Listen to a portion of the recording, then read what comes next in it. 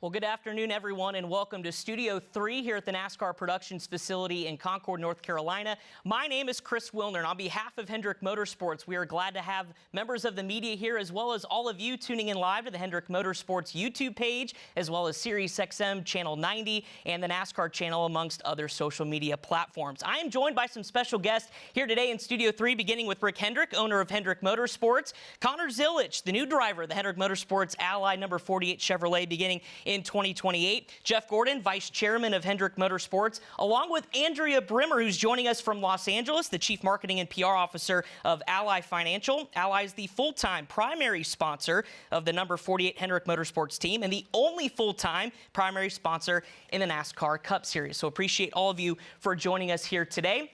Of course, we're here to talk about the big news that dropped on Monday, and that is that Connor Zilisch was announced by Hendrick Motorsports to be the new driver beginning in 2028 of the number 48 Ally Hendrick Chevrolet, beginning again in 2028, a multi-year agreement. And again, this news coming yesterday after the earlier announcement that Alex Bowman will retire from full-time competition from Hendrick Motorsports after the 2027 season. So let's begin talking about the big news. And Mr. H, I'll start with you. You followed Connor and his career for quite some time. Of course, co-owner of Junior Motorsports, where he had that fantastic season a year ago in the O'Reilly Auto Parts Series. So when were you convinced that Connor was going to be the guy to take over this iconic number 48 Ally Chevrolet? Well, you know, watching Connor, you know, in the JRM cars, I was impressed and blown away. And I think I mentioned to him one day, I hoped that we would be able to have him in a Cup car. But when Alex decided this was going to be his last year in 27, you know, then we found out that Connor would be available in 28. So Ally's been such an unbelievable sponsor that the two just really fit. So super excited about him, his youth, and to carry on the 48 tradition. Jeff, you won 4 championships for Hendrick Motorsports. Looking at what Connor brings to the table, how does Connor fit the culture of HMS? Yeah, and that's a big key element of it. It's not just his talent. That's pretty obvious. But it's really making sure that there's somebody that, you know, has great communication skills, you know, wants to be a great team player. I mean, the way that Hendrick Motorsports works, I feel like is unlike any other organization out there.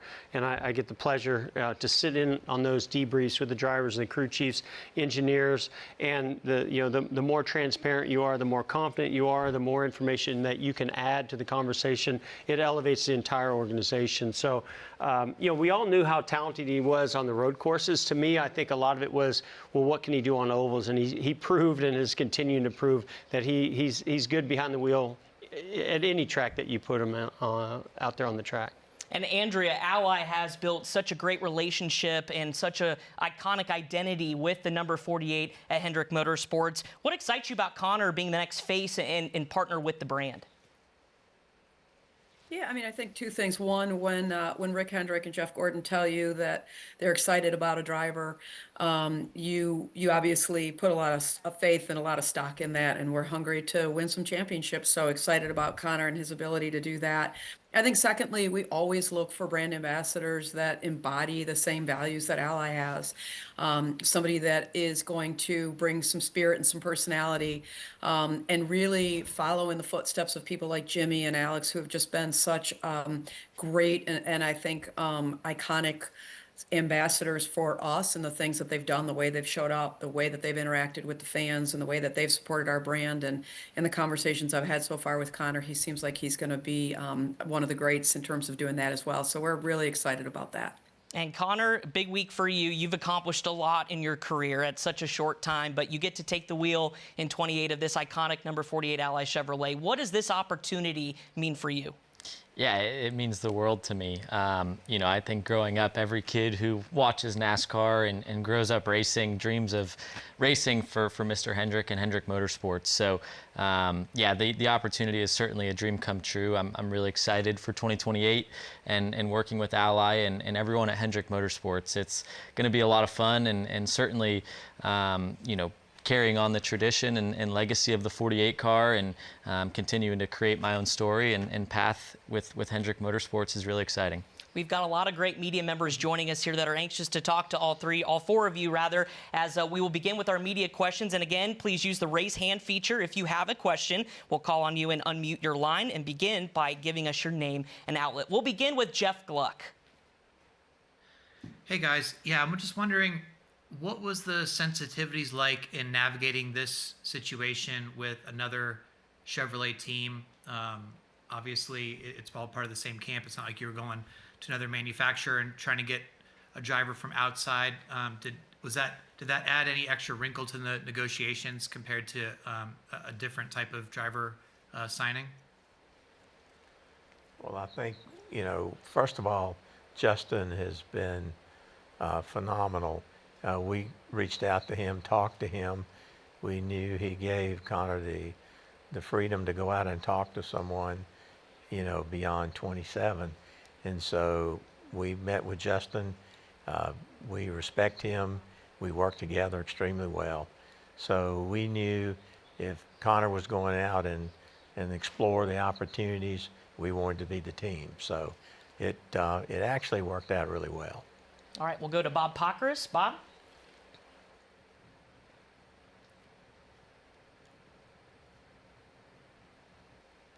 I have two. The first for Connor, just was this a difficult decision at all? How much did you talk to Justin about potentially continuing there? Yeah, I mean, I've definitely, grown up. No matter where I was racing, I've always been a loyalty guy, and Justin has done so much for me, not only on track and the opportunities he's given me, but also just being a friend of mine off the track and being a team owner and someone that I can lean on and go to for anything. So yeah, it was very tough for me. But at the end of the day, when Mr. Hendrick and Hendrick Motorsports is an availability and a possibility to drive for their NASCAR team, it's a very hard, it's hard to say no to that. So I'm very appreciative of Justin and everything he's done for me. It's certainly it's an honor to get to race for him and know him as a person and a dad, and he's got a great family. So I'm excited for the next year and a half with Trackhouse Racing, and excited to close that book on a high note and continue to work hard and chase wins with them. And for Rick or Jeff, does Connor have permission to do the Indy 500? And would that be an endeavor that you would be interested in helping out with, or are you done with that after the Kyle Larson experience? I'm done with that, but but I've learned to say never, but it would take a lot of convincing for me to do that again. So. Connor, does this make you less likely to do it, or are you still pursuing it? Yeah, I mean, it's something down the road that I've always dreamed of, but at the end of the day, I need to focus on what I'm doing on Sundays here before I really focus on stepping outside my comfort zone. Thank you, Bob. Let's go to Zach Sterniolo. Go ahead, Zach. Hi, guys. This is for Jeff.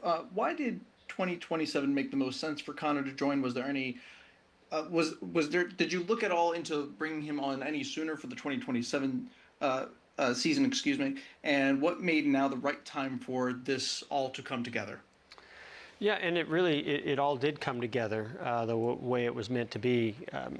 Conversations were happening with Alex Bowman and his future at Hendrick Motorsports, what his plans were. I mean, he's been phenomenal.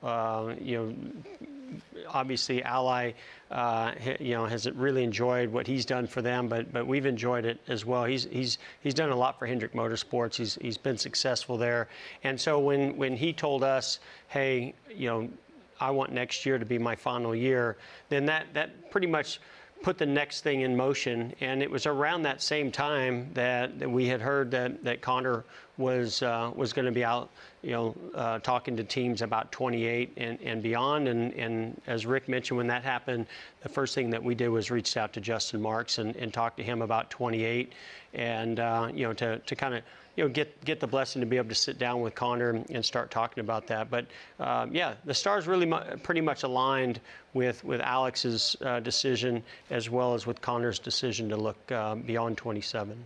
All right, thank you, Zach. Let's go to Claire B. Lang. Claire, go ahead.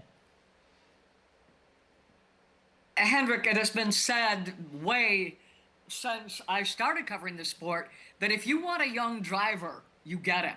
That you are very focused on. If you want someone, you go get him. And this may even go back to Jeff Gordon's days, but does it still work that way? And do you credit your team for the way they negotiate once you want someone? Or are you that good at making the decision and pulling the trigger? Well, I don't know how good I am at making the decision. I know who I want, and when I see talent like Jeff Gordon or Jimmy Johnson or all of the drivers have driven for me before, and I think about Connor's age and what his ability, and again watching him at JRM and meeting him and pulling for him in the garage area, and when Alex made his decision, I've had my eye on Connor for a while, but as Jeff said, all the stars have to align. Alex, Alli's been so good to Alex.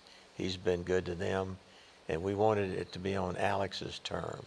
And so his kind of farewell tour, and that opened the seat, so it just worked out. So I think Jeff Gordon and I both look at talent, and we want to see our company grow in the years to come. And so if you can align with someone with the talent this young man has, the future's pretty bright. And a reminder to the media how do members, you- if you have a question, to please raise your hand on the raise hand function, and we will get to you. And Mike Solarte, I believe you are next. Go ahead, Mike.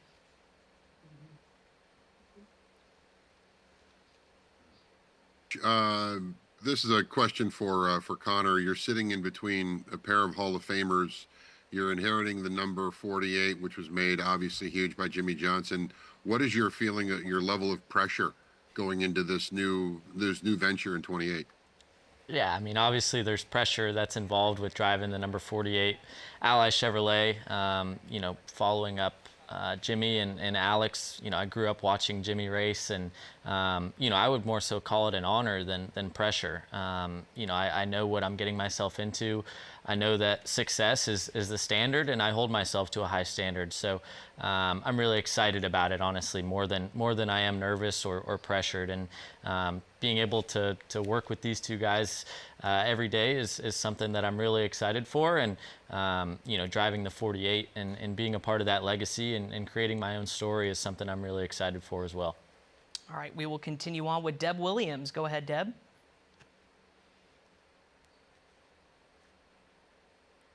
Hello. We got you. Okay, thank you. Rick, due to Connor's success in sports car racing, Rolex 24, 12 Hours of Sebring, would you consider going back to Le Mans again, or maybe entering some sports car races again with him as a member of the team? I'm going to keep all those options open. I know better than to say I'm not going to ever do anything again. I've said that so many times, and I've had to back up. But at his age and his talent, I'm not sure. We're just going to take it one step at a time. I love going to Le Mans. That was fun. But that was a lot of work. And our primary goal, this guy, we need him to be a champion in NASCAR. And we'll see what other avenues present themselves. How about that? That work? What I will That say, works. though, is listen, Rick is more open-minded today about, what works for the drivers, what works for the team, what makes them shine, what makes them, feel like they're competing at the highest level. Obviously, their priority has to be Cup, but if going to race in a sprint car, going racing a sports car, if it fits within the schedule and it makes them, in their minds, a better race car driver that's more prepared to get to Sunday and compete in the NASCAR race, I know that Rick has been very open-minded about those opportunities. Good stuff. And I do want to bring in Thank you, gentlemen. Andrea, because on the Ally front, Ally has been kind of at the forefront of building connections with fans, kind of disrupting that traditional sports marketing playbook. So curious from your perspective, what do you see in Connor that makes him, fit in line with the brand as kind of the face with the Ally Chevrolet? Well, first of all, I would say, if you can't tell from just this conversation how impressive Connor is, then you haven't been listening, right? He's just extremely well-spoken, very thoughtful, I love the fact that he keeps using this phrase, I want to write my own story. And we love that. We love having partnerships with people that want to sit down with us and just have a blank sheet of paper and saying, what do you want to do? Not just in the sport, but in the world. And those are the things that I really valued with Jimmy and with Alex, is all of the good that we did beyond the track. And I think Connor has all of the values. He's got all of the charm. He's got all of the personality, and he's got the intellectual capacity to help us think through that. So I'm really excited about those things, and I think he's perfect for this brand. Thank you, Andrea. Back to the media. Nate, you are next. Go ahead, Nate. Nate Ryan. There he is. Thanks, Chris. My question is for Rick and Jeff. It's unusual, but it's not unprecedented to have a driver sign more than a year ahead. Hendrick Motorsports actually has done that before. So I'm wondering, as you guys navigate this, what lessons have you learned or have you seen that have transpired in the past with having a driver race for another team for another season before he joins your team? And are there any ways that you guys in particular are going to be navigating this? Well, I'll go first and let Jeff step in, but you've got to. We're looking at the future.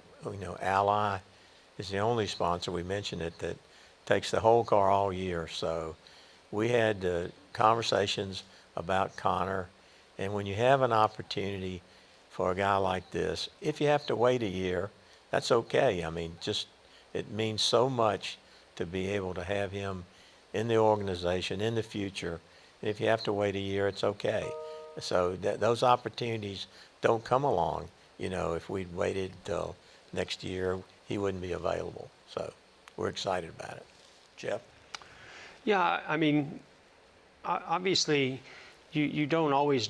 We've been in a position before where there was somebody that maybe we were interested in, and the opportunity didn't present itself on our timing, right? And so in this situation, once we knew that Connor was out looking, we wanted to look, where were we at? We just had these conversations with Alex, but we wanted to make sure he didn't go somewhere else, and I think that's what was, I mean, who knows where he would have landed had we not been able to put, this together, but he's a guy that is sought after in the garage area, and we knew that we had to jump on that opportunity when we could. Now, it's all about, just continuing to focus on, he's going to be at Trackhouse. Us as a Chevrolet group, we're all working closer than we ever have to improve the performance of our Chevrolets. So right now I think there's so much attention on that I think we're supporting what Connor's doing over at Trackhouse, and they're supporting us as well as RCR and the key partners, our alliance with Spire. I've never seen the group working closer together, and that's really where the focus is, and making sure our teams and our performance is at a high level. And when 28 comes along, I hope that we've got all that at the right place where we can get Connor to step in and have success right away. Let's go on to Steven Torrento. Steven, go ahead. For Rick and Jeff, there had been a rumor a couple months ago that Corey Day could be a candidate to drive the 48, and obviously you guys have been very high on him and his potential. Can you just talk about what your plans for Corey are, and also maybe what the future of your driver lineup could look like around Connor? Well, I don't. First of all, Corey Day is a tremendous talent, and our plan is for him to be in our future for a long time. People don't realize he's only been on pavement about half a year, and so it's going to be good to watch him grow, and we have plans for him that go well beyond the next couple of years. So when the timing's right, he'll move up, but for right now, Corey's learning. We want to run for the championship in the O'Reilly car next year. And so we're excited about him. I love the youth. I love the enthusiasm. I love the energy and the talent. Yeah, and I would just add that, I'm excited to get Connor with, our current young driver lineup. And I think he's going to fit in very, very well with that. And I think Rick said it all about about Corey and his future. We know there's a bright future there, but you know, right now Connor is you know, prepared and ready to step in and be, in my opinion, when 28 comes around, a championship caliber driver, and we're going to make sure that he's got a championship caliber race car and team to go along with that. And I think he's going to, you know, fit in really well with Chase and William, you know, and with Kyle. So I'm excited when that day comes. Thank you, Stephen. Let's continue on. Dustin Long, you are next. Go ahead, Dustin. Thank you, Chris. Rick, I know this maybe hasn't been the season that you had hoped or kind of expect out of a Hendrick Motorsports season. What has this year been like for you personally, and what is the messaging that you are giving the organization as a motivator? Yeah. No, it has been a disappointing season for us. We're used to winning a lot more races. We got a new car, and we're working hard.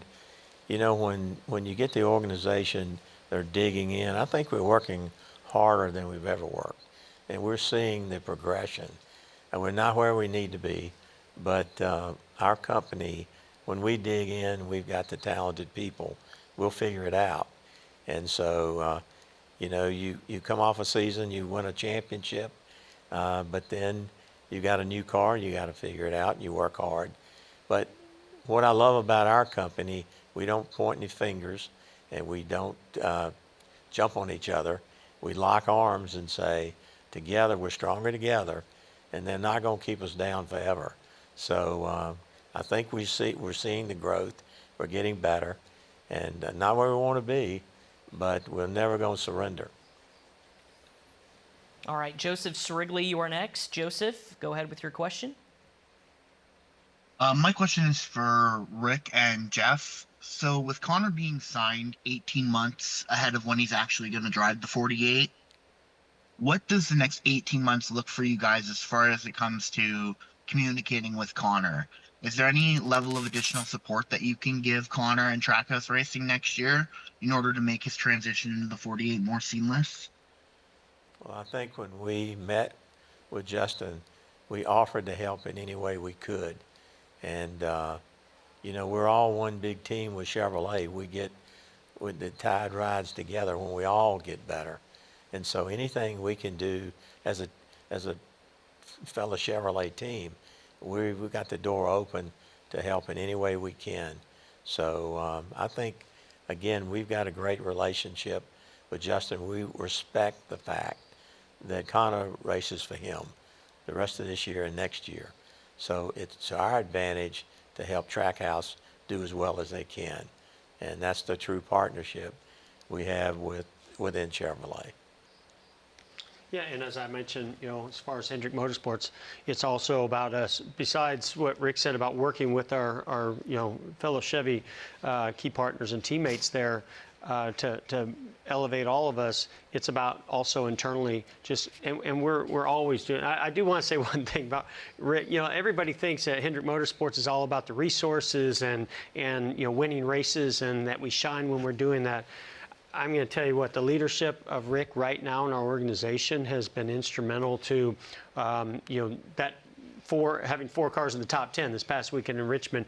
He knows how to keep the glue together. He knows how to read, you know, people. He knows how to bring them together and to pull together at the most critical time. So I'm, as tough as this year has been, I'm almost more excited of what's coming because of it, and how much stronger we're going to be. So, you know, we've got work to do. We know it, and our focus is on that, especially within our walls and in Hendrick Motorsports and our 4 teams, and making sure, again, like I mentioned, making sure that 48 team is ready for Connor, and that, you know, his next, you know, the rest of this year and next year at Trackhouse is getting him prepared as well to come in and for those things to align as a team once he's there.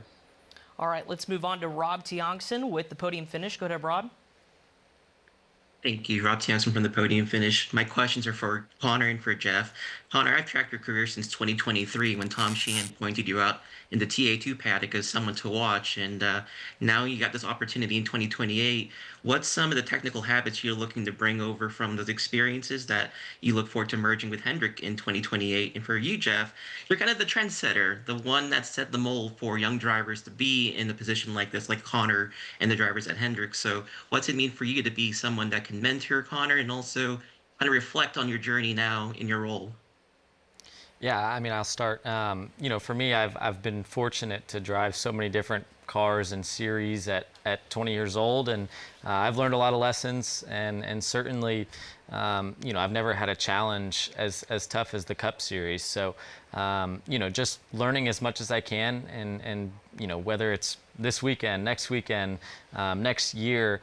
I still have a lot left to learn to become the driver I know I'm capable of, and the driver I want to be one day. But you know, that comes with time, and you know, I'm patient. I'm hungry. I want to learn, and I want to win this weekend. But I know that it's going to take time, and I want to try and speed that process up as best I can. So obviously there's a lot to learn, and certainly I'm excited for that process, but you know, I have a lot of time between now and 2028, and I want to win races with Trackhouse and be successful with the team I have now. So yeah, I'm excited for what's to come.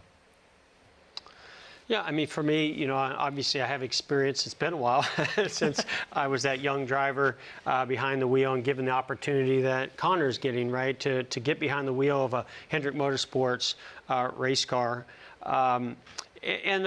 So the mentoring that I do today is a lot less about the driving and what happens behind the wheel. The relationship that the drivers have with the crew chief, with their engineers, their fellow drivers, you know, and the what's going on in the cars today, that it's all about making sure the right people are in place as a team. Oh, let's go to the phone. Oh, you bad man. I love it. I can't believe this. So, you know, for me, the mentoring that I want to give Connor is just make sure he has, you know, all the right tools, that he's in a position, you know, to be able to just capitalize on the opportunity, and probably more off the track. I mean, he's going to be in great hands with Andrea and her team and her marketing group, as well as our in-house marketing group at Hendrick. But it's about, you know, every driver has their own personality, has their own journey, and finding it and supporting, you know, how that's going to take place for Connor. That's kind of where I am at today.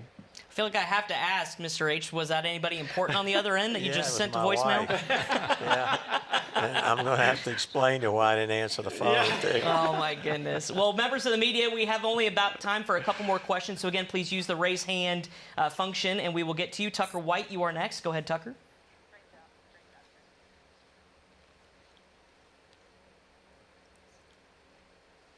All right, now it's not muted. Tucker White, SpeedwayMedia.com. Jeff and Rick, it seems like gathering from this interview that Connor Zilic was the main target all along, but with a whole bunch of other drivers, be it in the Cup Series, O'Reilly, or Truck, that are also up-and-coming talents, who else was considered for this role? Like, who else did you have your eyes on? Well, I honestly don't think there were, you know, it's just because everything happened pretty quickly at that time. You know, you go back, you know, I guess somewhere in the spring where we were having the conversations with Alex about, you know, his future and the 48 team. And around that same time is when, you know, we were made aware of what Connor's, you know, plans were, or his availability to go out and search. And so, yeah, it really wasn't.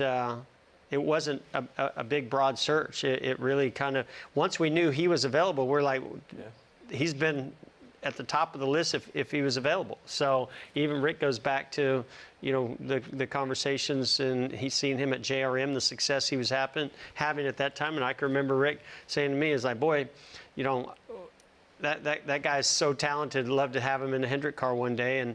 And we knew that he had a contract at that time, so we weren't really pursuing it until we found out, you know, that 28 was an opportunity. It was just like Jeff Gordon when I saw you in Atlanta, and I wanted to said, man, it's a shame he's got a contract with Ford. And your roommate said he doesn't. He had a contract with me the next day. So, and Connor, I've mentioned that Connor several times, and that, man, you got so much talent. And the thing I've admired about him is when you talk to him, how mature he is. And so, no, I told him this at JRM. I said, one day I'll get a shot at you. But anyway, so glad it happened.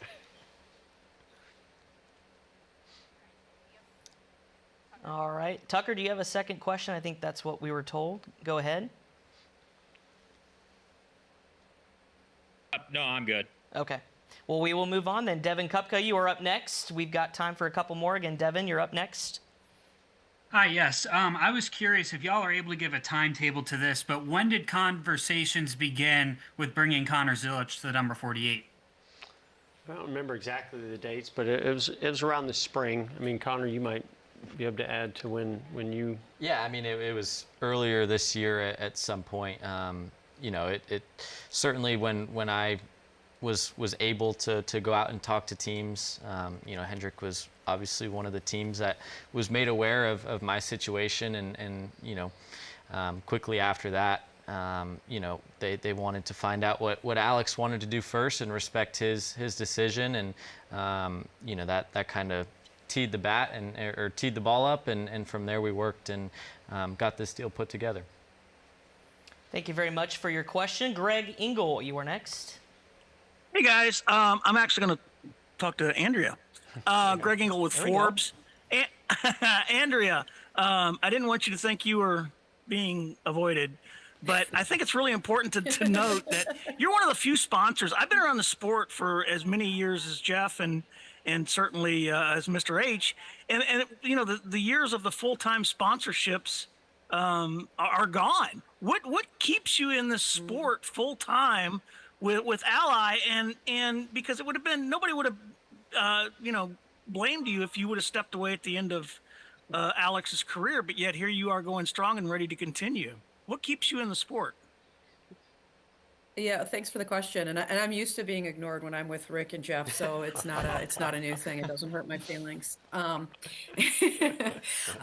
Look, I would say a few things. One, we have an incredible relationship, broad relationship with Rick, and have for many, many years.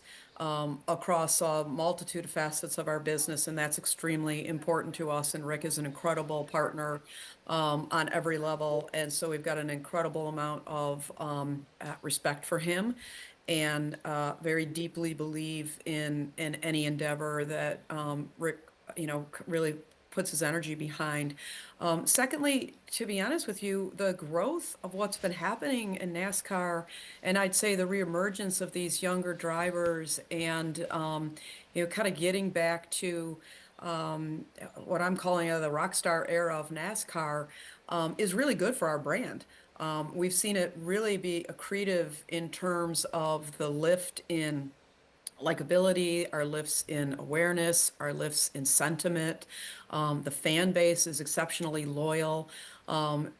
We've seen, for instance, we've done a program with Alex where he's referred people to the Ally brand. We've had almost over 600 new accounts open just in the short period of time that Alex has been referring people to open an account at Ally. So I think there's a lot of there from a marketing perspective. And for us, it's really something that we're excited with Connor coming in to be able to lean into, because he is, you know, kind of the epitome of our target market that we're going after at Ally, and I think that he will resonate very well with our customer base. Thank you very much, Andrea. Okay, time for one more question, and for those honors, we'll send it over to Davey Siegel. Go ahead, Davey. Thank you, Chris. Congrats on the announcement, everybody. This one's for Jeff and Rick. On the topic of Ally being one of, if not the only full season sponsors, which is a great thing, it kind of begs the question about Red Bull, which has been pretty synonymous with Connor so far in the Cup Series. How do you guys envision Red Bull's relationship with Connor kind of folding into Hendrick Motorsports in the future, and then with the company in general starting in 28? I'll take it. I mean, we haven't had those conversations. You know, we have our own brand, Form Energy, that is a Hendrick partner, and we respect that Connor, has been a longtime Red Bull athlete. So, he'll continue to represent them with Trackhouse, and we'll continue to represent Form Energy. We've got some time, to see what the future holds, but we're going to respect those agreements and those organizations, simultaneously until maybe those contracts are up. But right now, we plan to completely stand behind Form Energy. They've been a great partner of ours. I have a personal relationship with some of the folks over there, and they've been a great partner of ours, and we hope that happens for a long time to come. And I, well, you can probably speak about your relationship with Red Bull. Yeah, no, Red Bull has been an incredible partner for me, and being a Red Bull athlete is, one of my favorite jobs that I have. I get to do so many cool things and experience a lot of different things that I never thought I would in previous years. So obviously there's a lot of time, and obviously we both have our own relationships. So that's about all there is to it. Well, thank you, everybody, for joining us for today's special press conference. Of course, our special guests, Mr. Hendrick, Connor, Jeff, and Andrea. And thank you, members of the media, for joining us, and all of those tuned in on social media. Have a great rest of your afternoon. My name is Chris Wilner. We'll see you next time here from Studio 3.